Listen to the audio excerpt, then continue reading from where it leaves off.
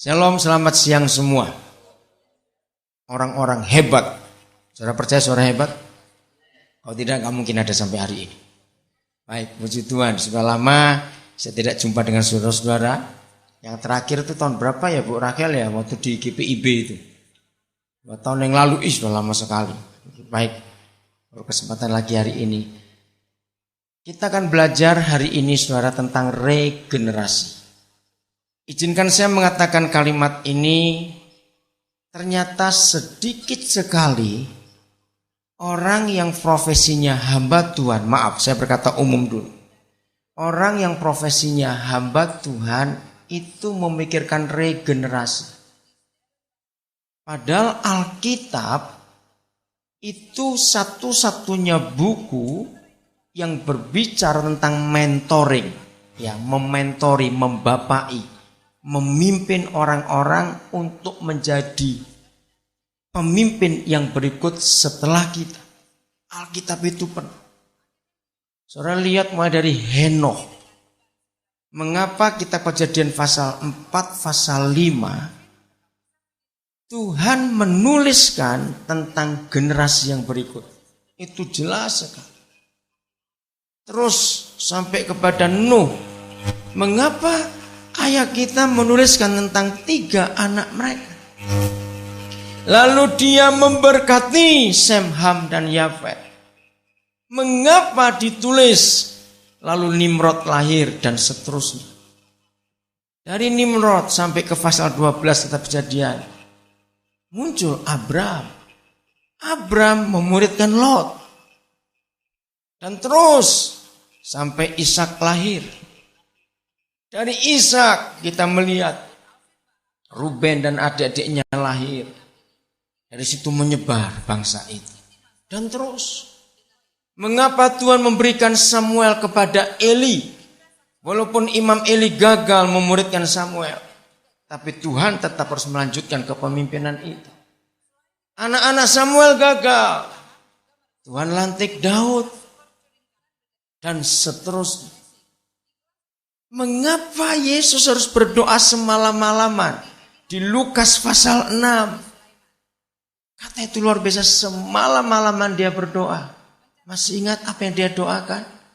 Untuk memilih 12 orang.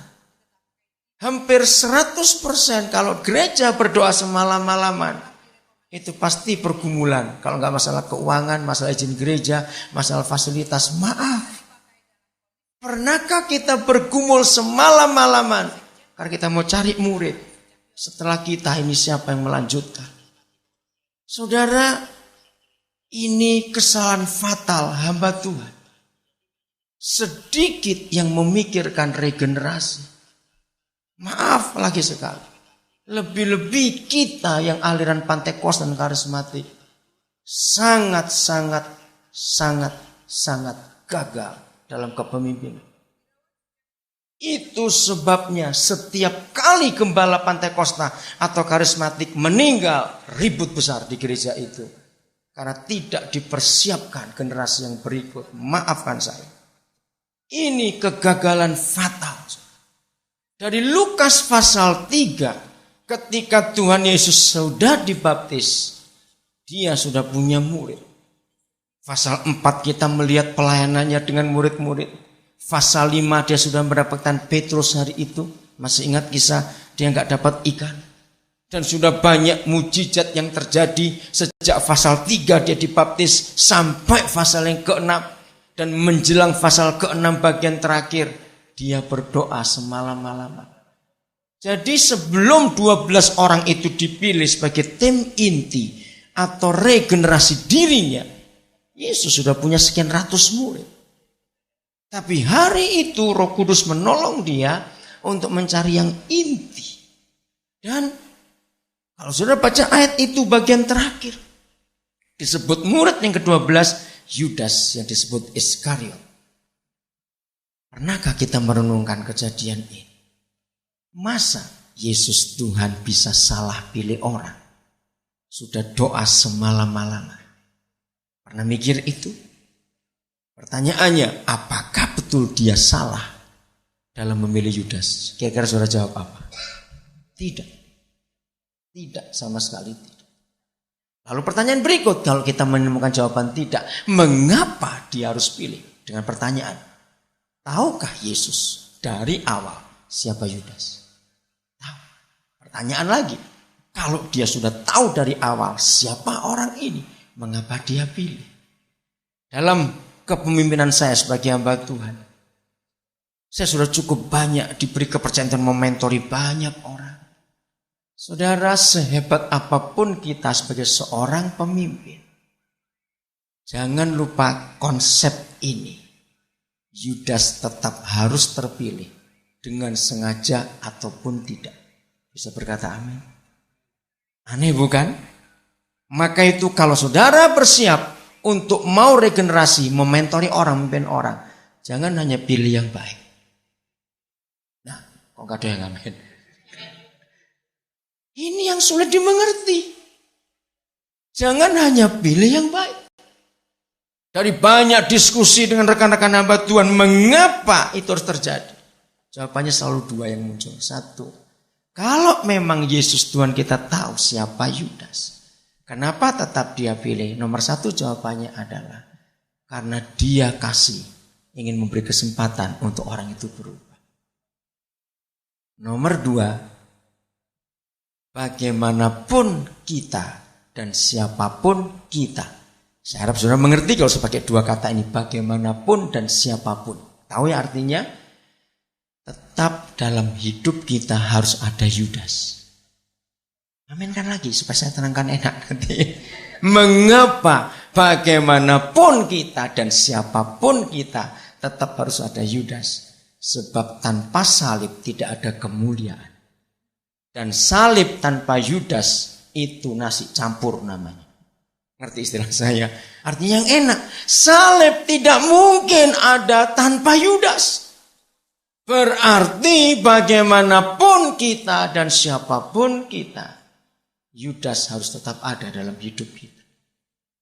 Nah, kalau saudara sebagai pemimpin sudah mendapatkan Yudas, tolong baik-baikin dia.